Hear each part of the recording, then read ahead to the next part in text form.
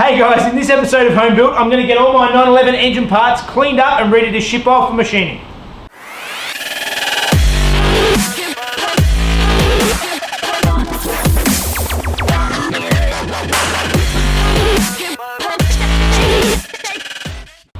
Okay guys, today the plan is to get everything cleaned up and ready to get shipped off to Performance Developments for machining. But first of all, I need to work out what I'm actually going to ship, what I'm going to keep, what I'm not going to. And Neil at Performance Developments has actually given me a list here of what I should be looking for. And so we'll work our way through this, check that everything is still within spec and worthwhile, and clean up what we need to, get it boxed up and get it shipped off over to LA. First thing to do is go through and to check each section of the engine case for any obvious crackings or issues.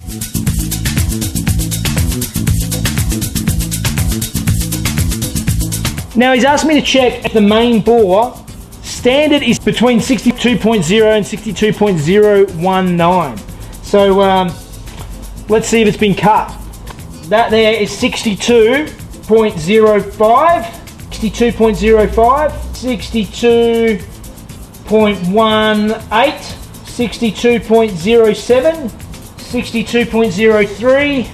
So that is telling me that this has not been cut before, so if it has been rebuilt, it hasn't been reground. Alright, now he's asking what the cylinder bores look like, and there is a bit of pitting and marking inside those cylinder bores there. Something to mention, they're definitely not clean. Alright, so besides the pitting around the cylinder bores, from what I can see in my extremely amateur opinion, it doesn't appear to be too bad. So let's check the other half. Okay, this is the other side of the crankcase, and as an interesting point, my little collet just sort of showed up on the table, so it must have been inside the other crankcase, which is sitting all the way over here on my bench, and I dropped it over here, so I don't know how it got there, but it's turned up. I searched everywhere for that. I stripped everything out, I cleaned everything underneath the bench and everywhere, and I swept the floor, and I pulled everything apart, pulled my socket set apart. Alright, moving right along. Let's check this half of the crankcase. I don't see cracks, but it does look like this has actually got a time cert in it already. Might be something we need to address. From what I can see, again, it looks reasonably straight and true.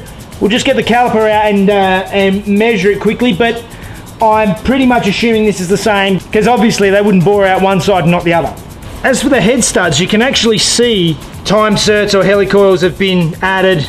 You can see that one in the center there is quite dodgy and already coming out. Hopefully case savers will be able to sort that out. Alright, next thing to check is the crank. Now, first of all, again, any obvious signs of cracking. There's definitely marking on the journals. Let's check the main journals. The standard size is 56.990 to 56.971. 56.94 in the center. 56.93, 56.98. They're actually higher than his marking, so I'm pretty sure the crank has never been ground before either. So the rod journals need to be between 51.99 and 51.971. 51.95, 51.96, 51.95. It appears that the crank hasn't been ground before, so that's probably a good sign that they didn't pull it apart and mess it up like they did everything else. Now let's have a look at the rods. Now I've kept the bearings in with the rods. I'll go through and do the basic measurements on them anyway. 55.92, so saying the standard is 56, so again they don't appear to have been machined. Alright, the next thing to check is the heads, and one of the things I've noticed is just on this particular cylinder, all the others seem to be okay, but there's quite a bit of pitting on here where obviously looks like something's got into the cylinder and rattled around and banged into the head a little bit. Other test they're saying just to start with is just a wiggle test. There's actually not very much play in that. The exhaust valve doesn't appear to have pretty much any wiggle in it at all either. Another thing to check is the valves and the thickness where they run through the valve guides compared to just below where the keeper is, because obviously that's going to wear, so that will be thicker up the top, just below the keepers, than this bit that runs through the guide. So we're looking at 0.02 of a millimetre now. That sounds pretty low to me.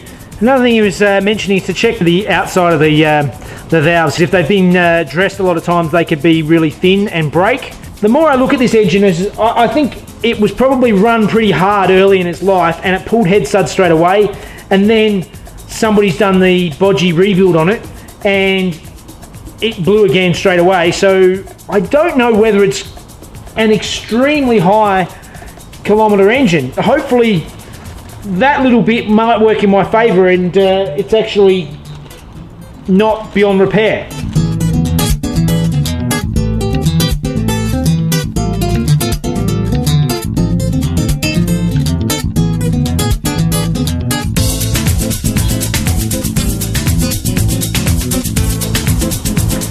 Alright, that's it. The heads are all checked. At the moment, things are looking as good as I could have hoped.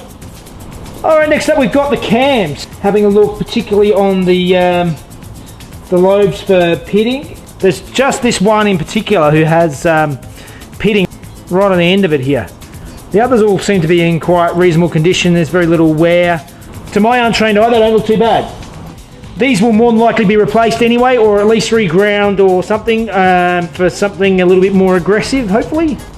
The last thing to look at is these cam decks, and they were saying to check if any of these rocker shaft bores are scored, and from what I can see here, even though it's still dirty, a couple of them are. They do have a bit of scoring in them. We'll just have to see if it can be fixed. Alright, that's everything checked, so now it goes on to the fun part. Yes, it's time for cleaning! I've had a look at how to clean these parts up. The guys at Performance Development are going to thoroughly clean them when they get them there. They've got the all the right bits and pieces to do the thorough cleaning, but I just got to get the major gunk off and really just try and tidy them up so they're not a disgusting mess when they get there. Neil at Performance Development suggested I use something like Simple Green. I can't seem to find something similar here, but after doing a bit of research, I'm just going to use the old method of washing them in diesel, and I'll give them a bit of a spray with WD-40 afterwards just to make sure they don't corrode at all, and yeah, we'll move forward from there.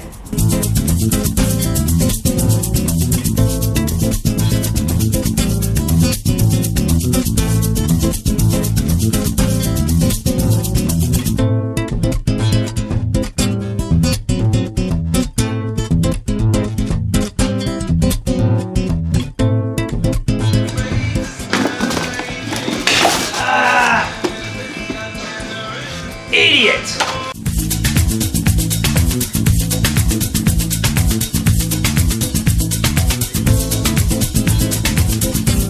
Alright, that's most of the main parts reasonably clean. Yeah, there's a lot of gunk and mess, and I stink like diesel. My gloves blew out and just gave up. It's a horrible, horrible job to do.